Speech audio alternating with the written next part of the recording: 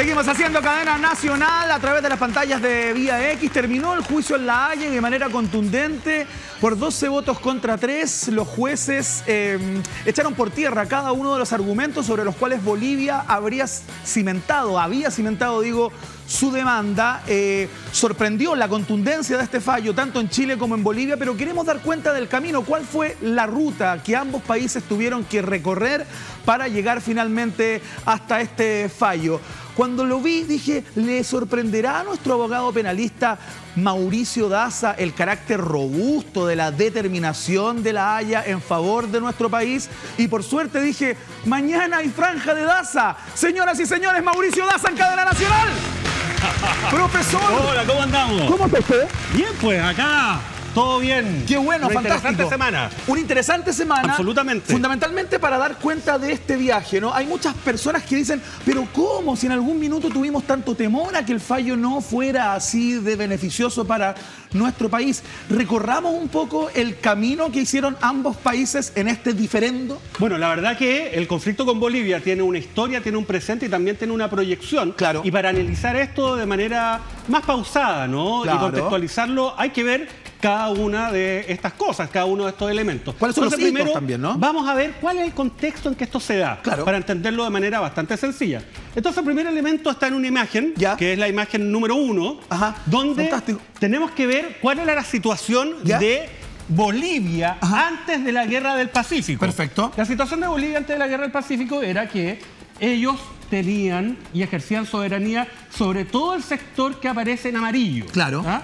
Que, bueno, de hecho, Chile llegaba casi a Taltal. Ajá. Y Antofagasta, Mejillones, Tocopilla eran bolivianos. de Claro. hecho. Y hay que recordar que Pozo Almonte, Tarapacá, Iquique, Arica, Tacna eran del Perú. Así es. Ahora, después de la Guerra del Pacífico, e incluso también a partir de un conjunto de otros eventos, el territorio boliviano se fue achicando, obviamente, y esto en sesión además y en beneficio de otros países. Entonces ahora vamos con la imagen número 2. Veamos. Y en la imagen Esto es número- pre-1879, ¿no? Exacto. Perfecto. Ahora, acá todo lo amarillo, para ponerlo de alguna forma, es Bolivia hoy. Ajá. Pero como pueden ver, toda esta parte litoral, Tocopilla, Antofagasta, hoy día está en manos chilenas. Claro. Y esto básicamente en virtud del Tratado de 1904, que suscribió Chile con Bolivia y que puso término al estado de guerra que se encontraban, obviamente previo a lo que era ese año, vinculado con la Guerra del Pacífico. Finalmente, la Guerra del Pacífico había terminado antes, pero Claro. en ese momento se llegó a este acuerdo limítrofe. Claro. Y ojo, no solamente perdieron esto, ¿no? Que está en un color más bien morado. Claro. Esto también fue cedido a Argentina, la parte en verde. Claro. Acá tenemos otras cesiones a Brasil, esto que está en rosado. Claro. Esto también. Entonces, bueno, la verdad que ellos han tenido varias pérdidas territoriales. Y es esto lo que finalmente genera el conflicto con Bolivia. Porque Bolivia nunca ha dejado de tratar de recuperar, aunque sea en parte, el acceso soberano al mar, Claro. que perdió en virtud de la Guerra del Pacífico y que además se concreta a partir de un tratado válidamente celebrado entre Bolivia y Chile el año 1904. Entonces, ese ha sido más o menos el contexto. Ese es el contexto, Y en claro. ese ámbito, entonces, se presenta una demanda. Y se presenta la demanda el año 2013. Así es. Entonces, vamos a ir a la imagen que sigue. Claro. ¿Qué es lo que pedía Bolivia en concreto? Ajá. Lo que pedía era que básicamente se reconociera y se declarara por la Corte que Chile tenía la obligación de negociar para otorgarle un acceso soberano al mar. Así es. Lo segundo se dijo, mire, ¿sabe qué? Chile tiene esa obligación y la ha violado. Ajá. Y lo tercero, la Corte tiene que ordenarle a Chile que lleve a cabo una negociación. Esta palabra es bien clave. Sí, bien clave. De buena fe, formal y prontamente. Esa era la demanda. Ese vamos para acá. es el intersticio que encuentran las autoridades y abogados bolivianos para, de alguna manera, cuestionar o subjetivar el acuerdo de 1904. Así es, pero no era, eso era lo que estaba en el temor de Chile, porque se decía, mire, ¿sabe qué? Finalmente a través de esta vía lo que se está haciendo es de alguna manera cuestionar los términos del Tratado de 1904. Así y acá entran, yo diría, dos elementos que son muy claves. Ajá. Primero, obviamente, está el Tratado de 1904 que fijó estos límites. Claro. Y además hay otro instrumento en virtud del cual se le otorgó competencia a la Corte Internacional de Justicia, que está en La Haya, claro, para poder conocer este tipo de controversias, a lo menos las controversias que estaba planteando Bolivia respecto de Chile, ¿no? Y este acuerdo se firmó el año 1948. Claro. Esta fecha es relativamente clave, como se verá. Bueno, claro, el año 2013, entonces, Bolivia ingresa esa demanda haciendo la solicitud que ya señalamos. Claro. Ojo, esa solicitud era la obligación de negociar.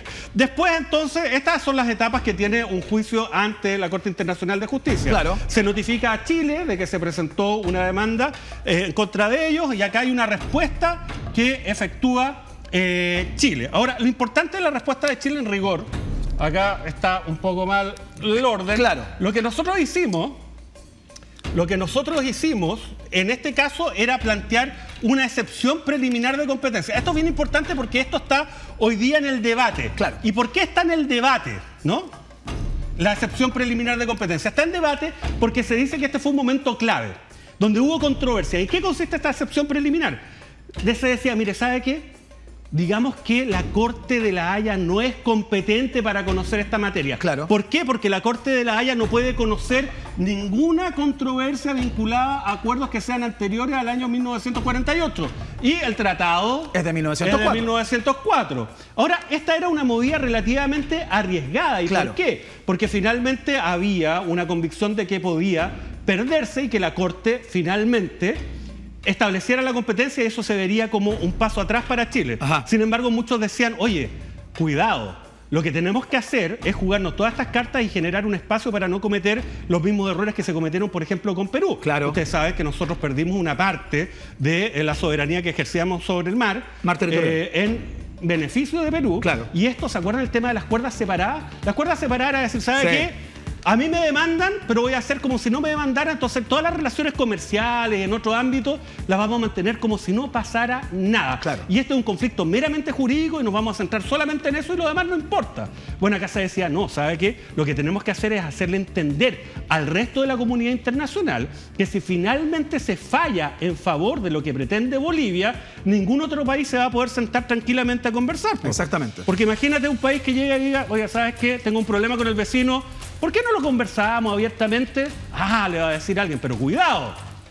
Si usted se sienta a conversar con ellos, puede ser que en el futuro próximo ustedes lo lleven a La Haya, claro, y le digan, ¿sabe qué? Porque se sentó a conversar, entonces usted está obligado a negociar con ellos, claro, ¿no? Y eso también impactó finalmente, a mi juicio, en lo que fue la decisión final de la Corte. Entonces se dijo, ¿sabe qué? Ya, igual lo pongámosla porque nos sirve además para delimitar. Entonces digamos, no puede conocer, a través del Pacto de Bogotá, que es de 1948, la Corte Internacional de Justicia, nada que se vincule con acuerdos que son anteriores. Y fue la agente Bulnes quien estuvo a cargo y que era la cabeza del equipo jurídico chileno y quien fue quien planteó esta excepción preliminar de competencia, ¿no? Bueno, hay que decir que el agente Bulnes fue nominado como tal durante el primer gobierno de Sebastián Piñera, porque claro, la demanda fue colocada el año 2013. Así es. Sin embargo, la objeción preliminar se colocó a mediados del año 2014, cuando Michelle Bachelet era la presidenta de la República. Y Bulnes seguía siendo el agente a cargo, ¿no? Claro, a él lo ratificaron como agente, pero además también se estableció un coagente, que esta persona es clave, ¿eh? Claro. Claudio Grossman, que es un abogado chileno, ha hecho gran parte de su carrera en el extranjero, es una persona que ha sido bastante reconocida y destacada académicamente.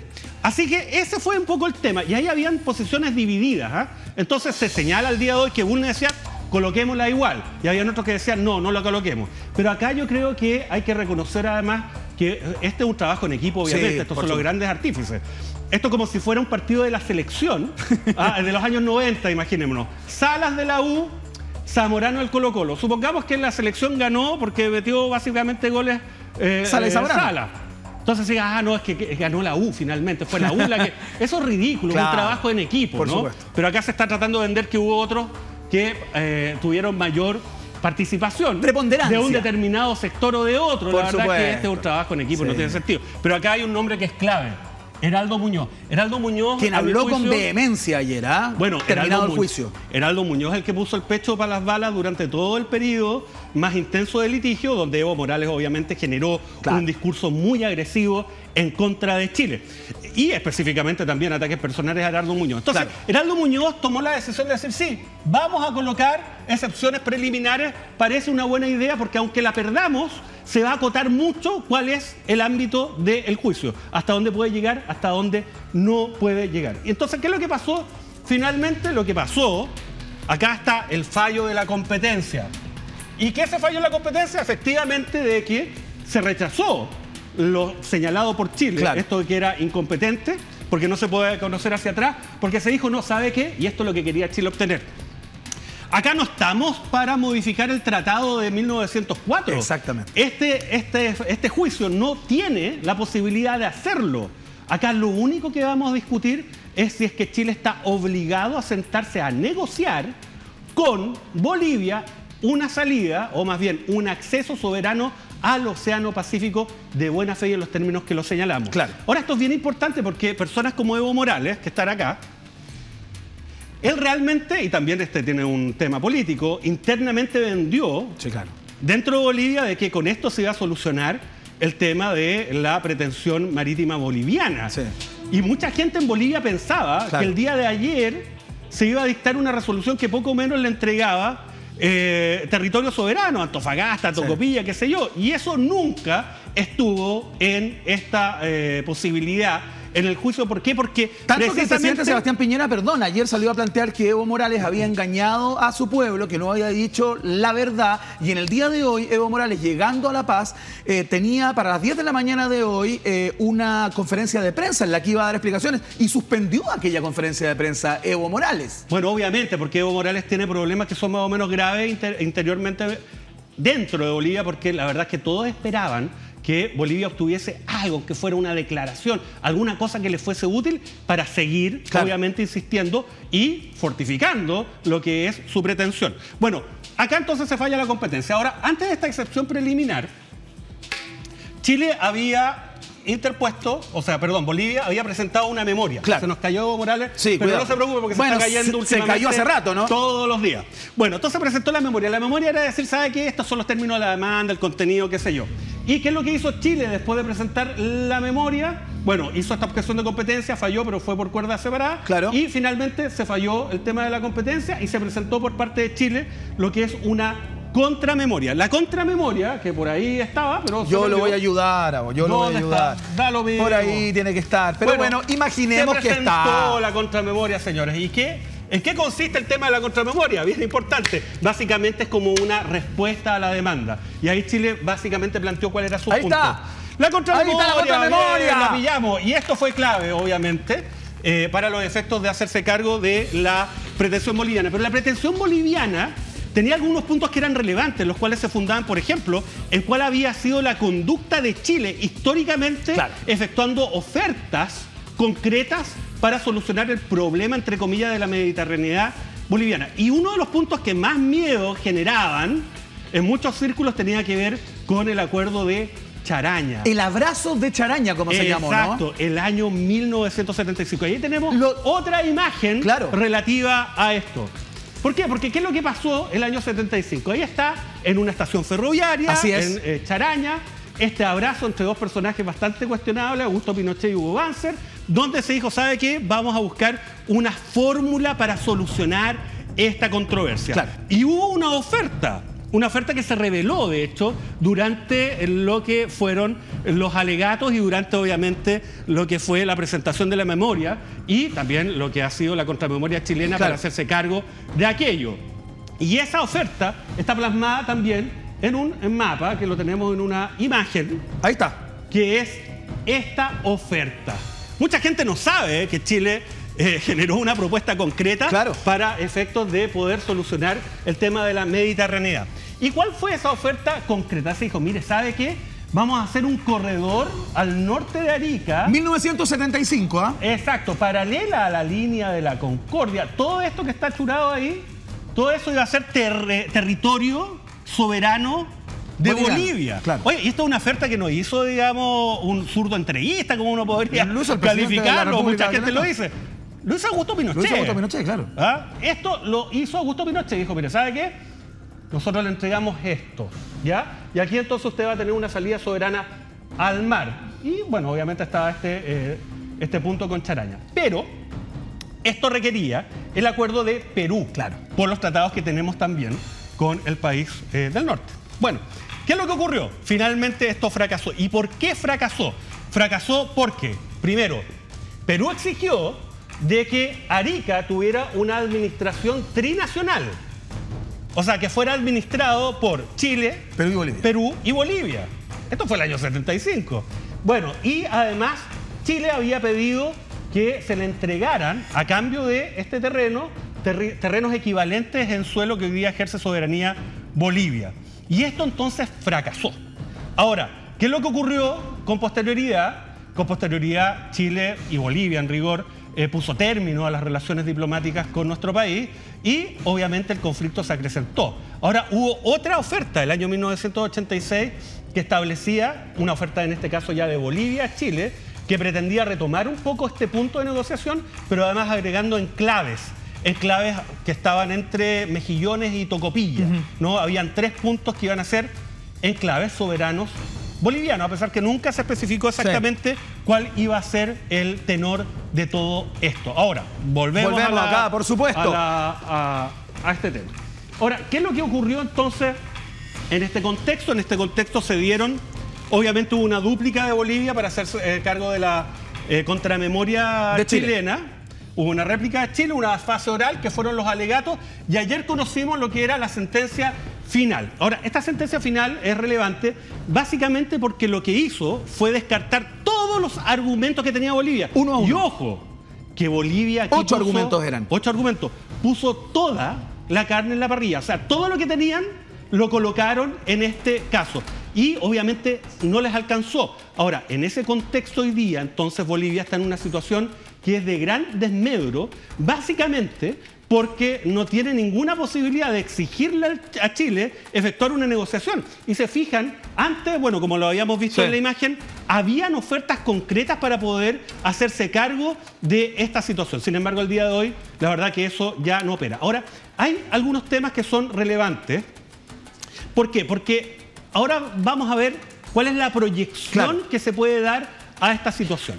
En algún momento Evo Morales Chile ha exhibido, perdona, abogado Daza, palabras de buena crianza en el día de hoy, ¿no? A propósito de esta sentencia tan favorable para nuestro país y de la situación de desmedro de la cual usted habla, Chile ha planteado que esto no inhibe en absoluto el deseo de nuestro país de continuar conversando, pero ya no de este tema, de la soberanía o de una salida con soberanía para Bolivia al mar. Ese tema se extinguió por completo, lo que no indica que no se puedan reactivar las conversaciones con un país sobre el cual compartimos una serie de intereses mucho más allá de que la plena soberanía en el mar. Bueno, obviamente acá Bolivia tiene la palabra. Después de lo que ha ocurrido el día de ayer, nosotros estamos en una posición que es muy sólida. De hecho, Sebastián Piñera, que es el jefe de Estado y obviamente él tiene a su cargo las relaciones internacionales de nuestro país con el resto de los estados, ha señalado de que está disponible a un diálogo, pero un diálogo que parta sobre ciertas bases, o sea, un diálogo con condiciones. Claro. Y esas condiciones las está colocando Chile. ¿Y cuáles son esas condiciones? Que se respete la vigencia de los tratados. Y cuando se habla de la vigencia de los tratados, se está hablando del Tratado de 1904, aquel que estableció las fronteras que son las vigentes de nuestro país y que puso término al conflicto con la Guerra del Pacífico. Pero acá se abren ciertas dudas. ¿Por qué? Porque en algún momento Evo Morales dijo, oye, ojo, este tratado de 1904, ¿no? Que lo vamos a colocar a Evo Morales acá. Este tratado de 1904 que firmó Chile con Bolivia contempla un mecanismo de solución de controversias. Y lo contempla porque el año 1907 se firmó un protocolo complementario al tratado de 1904. Y ese protocolo establece la competencia de la Corte Permanente de Arbitraje de La Haya, que no es lo mismo que la Corte Internacional de Justicia, es otra entidad. Entonces, cuando existan cualquier tipo de controversias en relación a la aplicación del tratado de 1904, su interpretación, el debido cumplimiento de las obligaciones de las partes, entonces cualquiera de los países puede llevar al otro a la Corte Permanente de Arbitraje. Pero ahí hay un problema, y es un problema serio para Bolivia. Si es que ellos invocan esta vía, no solamente van a seguir insistiendo en el asunto de judicializar, que parece que no es una buena salida, sino que además tienen que respetar el Tratado de 1904, porque lo que se hace a través de esta vía es precisamente el que se garantice el cumplimiento de los términos y condiciones de ese tratado. Por lo tanto, ya no va a poder decir, ¿sabe qué? No, yo por esta vía lo voy a dejar sin efecto. No, si él hace esto, lo que está haciendo es ratificar la vigencia del tratado. Ahora, siempre se ha dicho por parte de Bolivia que existen problemas vinculados con lo que es la posibilidad de acceso libre, ¿no?, hacia puertos que están establecidos, chilenos obviamente, que están establecidos en el Tratado de 1904. Pero eso está dado al día Por de hoy. otra parte, Chile dice, oye, ¿sabes qué? Nosotros hemos cumplido con creces esa obligación. Por lo tanto, este camino que en algún momento Evo Morales lo esbozó, mandó un Twitter, pero después se arrepintió porque dijo mejor que no, porque todavía está el juicio pendiente en La Haya, en la Corte Internacional de Justicia. Hay mucha gente que dice, ojo, podría revivirlo y también le podría dar un poco de oxígeno en términos políticos internos al interior de Bolivia. Pero nosotros no tenemos el tema cerrado con Bolivia en la Corte Internacional de Justicia. Está el Silala, ¿no? ¿Se acuerdan? Nosotros vimos todo este camino de demanda, la recepción, la memoria boliviana, la contramemoria, la dúplica, la réplica. Bueno, todo eso se repite, pero respecto a las aguas del Silala, que es finalmente un cauce, el cual nace en Bolivia, pero que sus aguas van hacia territorio chileno. Hay quienes dicen, Bolivia dice, ¿sabe qué? Esas aguas no corren naturalmente hacia territorio chileno, por lo tanto, el aprovechamiento que hace nuestro país de esas aguas es ilegal. Nosotros decimos, ¿sabe qué? No, es un río de carácter internacional, porque si bien... Y es la gravedad justamente la que hace caer el agua y llegar hacia territorio chileno. Pero ahí se dice, ¿sabe qué? Lo que hicieron los chilenos fue encauzar esas aguas para llevarlas para este lado. Naturalmente no corren hacia Chile. Nosotros decimos, ¿sabe qué? Sí, fueron encauzadas, pero igual da lo mismo. Aunque no hubiesen sido encauzadas, igual las aguas corren naturalmente hacia Chile, por lo tanto, un cauce internacional debe ser respetado ese estatus, entre otros argumentos. Y esto también es muy determinante para los efectos de poder establecer algo que se ha discutido mucho antes. Ahora no se discute tanto, pero creo que las dos discusiones no son muy prudentes, por lo menos en los términos en que se han planteado. Ni en el contexto, ¿no? El pacto ni en el momento. Exacto, del año 1948. A ver, es difícil discutir si es que se le va a dar o no competencia a un tribunal que ya está conociendo de un conflicto por una de las partes. O sea, que Chile diga, ¿sabe qué? Salgámonos del Pacto de Bogotá cuando tenemos juicios ahí. No parece ser muy prudente, pero creo que el análisis es válido. ¿Por qué? Porque hay que recordar que este no es el único fallo que se ha dado en el contexto del Pacto de Bogotá y de demandas que han sido presentadas en contra de Chile.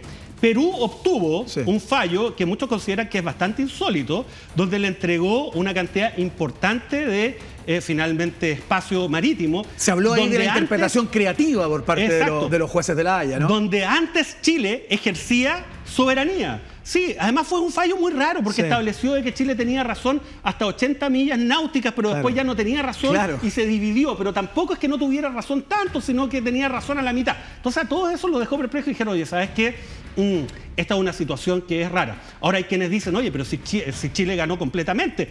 Chile obtuvo todo lo que pidió, o más bien le negaron a Bolivia todo lo que habían solicitado en contra de Chile ahora en este fallo. Entonces después de Perú, salgámonos del Pacto de Bogotá. Ahora después de Bolivia, no, quedémonos. La verdad que esto tiene que ser analizado con mayor ponderación. ¿Por qué? Porque finalmente muchas personas, y con justa razón, dicen de que obtuvimos acá una victoria contundente, 12-3. Sí, claro. ¿No? Y uno de esos tres era el juez ad hoc de Bolivia, o sea, finalmente fueron solamente dos miembros permanentes de la Corte Internacional de Justicia quienes fallaron a favor de Bolivia. Bueno, acá lo que se dice, mire, logramos este resultado en muchos sentidos por el tema de la objeción, de la excepción preliminar de competencia. Porque cuando nosotros pusimos esta excepción, si bien la perdimos, formalmente sí pusimos una alerta.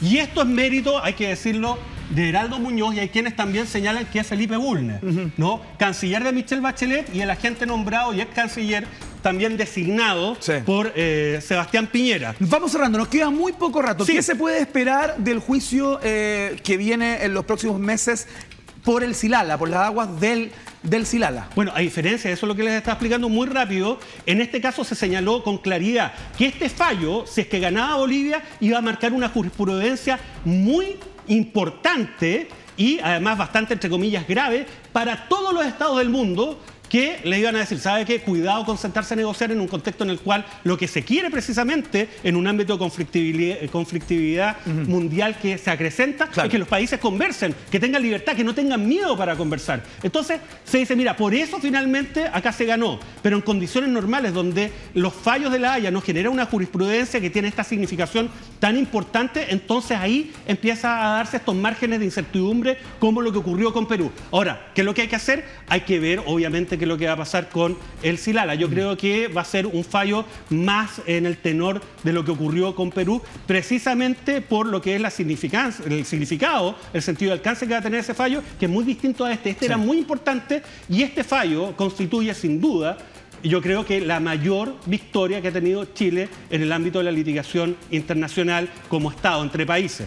Y obviamente la decisión de mantenerse en el Pacto de Bogotá no tiene que ser tomada antes que se falle lo del Silala, y debe ser tomada bajo criterios que vayan más allá de ganamos esta vez, entonces nos quedamos, perdimos esta vez, entonces nos vamos. Tiene que ser algo más serio y este es el escenario, pero el que la tiene complicada es Evo Morales y obviamente esa pretensión boliviana de recuperar, entre comillas, como señala su constitución, un mandato constitucional de ellos, lo que es el litoral previo a la Guerra del Pacífico se ve cada vez más lejos y ojalá que Chile y Bolivia, sobre todo Bolivia, entienda que hay muchas formas de integración que van más allá de la soberanía sobre un determinado territorio. Habló Evo Morales en el día de hoy, en horas de la tarde, y dijo esto no ha terminado. Evo Morales en la declaración que había suspendido durante la mañana. No es posible que la Corte beneficie a los invasores. Palabras de Evo Morales en el día de hoy, hace algunas horas. Todos tienen el miedo que Evo Morales tire el mantel y diga, ¿sabe qué? Yo no voy a respetar este fallo como ocurrió, ¿se acuerdan? Con Argentina el año 77. Claro, ya lo calificó de injusto.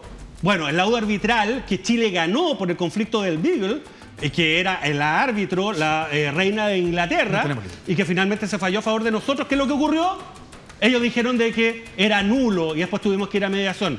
No creo que Bolivia tenga el espacio hoy día para hacerlo, a pesar de que ganas no le faltan.